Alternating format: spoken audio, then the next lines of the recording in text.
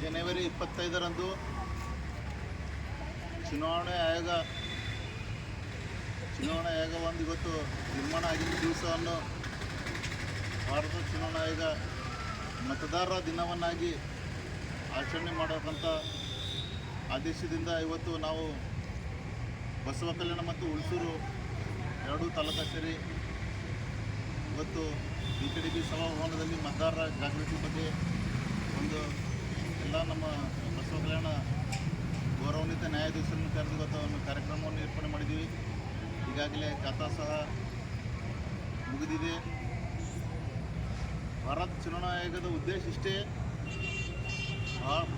ಪ್ರಜೆಗಳಿಂದ ಪ್ರಜಾಪ್ರಭುತ್ವ, ಪ್ರಜೆಗಳಿಗೋಸ್ಕರ ಇರುವ ಪ್ರಜಾಪ್ರಭುತ್ವವನ್ನು ಗಟ್ಟಿಗೊಳಿಸಲು ಪ್ರಜೆಗಳು ಈ ಮತದಾನ ಮತ್ತು ಪ್ರಜಾಪ್ರಭುತ್ವವನ್ನು ಹೆಚ್ಚಿಗೆ ತಿಳ್ಕೋಬೇಕಂತ ಮತ್ತು ಮತದಾನವನ್ನು ಹೆಚ್ಚಿಗೆ ಮಾಡಬೇಕು ಮತ್ತು ಯುವಕರು ಈ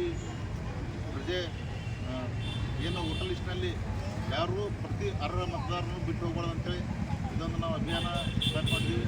ಈಗಾಗಲೇ ಭಾರತ ಚುನಾವಣಾ ನಿರ್ದೇಶನದಂತೆ ಬರೀ 1ನೇ ಜನವರಿ ಮತ್ತು 1 ಜುಲೈ 2 ಅರ್ಹತಾ ದಿನಾಂಕಗಳನ್ನು ನಿಗದಿಪಡಿಸಿದರು. ಆದರೆ ಇವತ್ತು 4 ಅರ್ಹತಾ ದಿನಾಂಕಗಳನ್ನು ಪ್ರತಿ 4 ತಿಂಗಳಿಗೊಮ್ಮೆ ಕೊಟ್ಟಿದ್ದಾರೆ. ಅಂದರೆ ಯಾವಾಗಲೂ ಈಗ ಬರ್ತು ಮತ್ತು ಡೆತ್ ಯಾವ ರೀತಿ ರಿಜಿಸ್ಟ್ರೇಷನ್ ಆಗ್ತದೆ ಆ ರೀತಿ 18 ವರ್ಷ ಎಲಿಜಿಬಲ್ ಆದ ತಕ್ಷಣ ಅವರಿಗೆ ಪ್ರತಿ 3-4 ತಿಂಗಳಿಗೊಮ್ಮೆ ನಮ್ಮ BLOಗಳು ಮನೆಗೆ ತೆರಳಿ ಅವರಿಗೆ ನೋಂದಣಿ ಮಾಡ್ತಾರೆ. ಯಾರನ್ನೂ ಸಹ ಮತದಾರ ಪಟ್ಟಿಯಿಂದ ಬಿಟ್ಟು ನೋಡ್ಕೋಬೇಕು. ಮತ್ತೊಂದು ಇವತ್ತು ನಮ್ಮದು ಬೀದರ್ ಜಿಲ್ಲೆಯಲ್ಲಿ ಅತ್ಯಂತ ಸಂತೋಷ ವಿಷಯ ಏನಂತಂದರೆ ನಮ್ಮ ZP CO ಆದಂಥ ಶ್ರೀ ಗಿರೀಶ್ ದಾಬೋಲೆರವರಿಗೆ ಭಾರತ ಚುನಾವಣಾ ಆಯೋಗದಿಂದ ಅತ್ಯುತ್ತಮ ಏನು ಸ್ವೀಪ್ ಆ್ಯಕ್ಟಿವಿಟೀಸ್ ಅಂತ ಹೇಳಿ ಮಾಡ್ತಾರೆ. ಅವರಿಗೆ ಒಂದು ಇವತ್ತು ಪ್ರಸಿದ್ಧಿ ಬಂದಿದೆ. ಅವ್ರಿಗೆ ನಾ ಈ ಮುಖಾಂತರ ಅಭಿನಂದನೆಗಳನ್ನ ಹೇಳ್ತೀನಿ. ಅದರಿಂದ ಇದರಲ್ಲಿ ನಮ್ಮೆಲ್ಲ BOಗಳು ಮತ್ತು ಎಲ್ಲ ತಹಸೀಲ್ದಾರರು ನಮ್ಮೆಲ್ಲ BLOಗಳಿಗೂ ಸಹ ಈ ಶ್ರೇಯಸ್ಸು ಸಲ್ಲಬೇಕಂತ ತಿಳಿಸುತ್ತಾ ನಾನು 2 ಮಾತು ಜಯಂತಿ.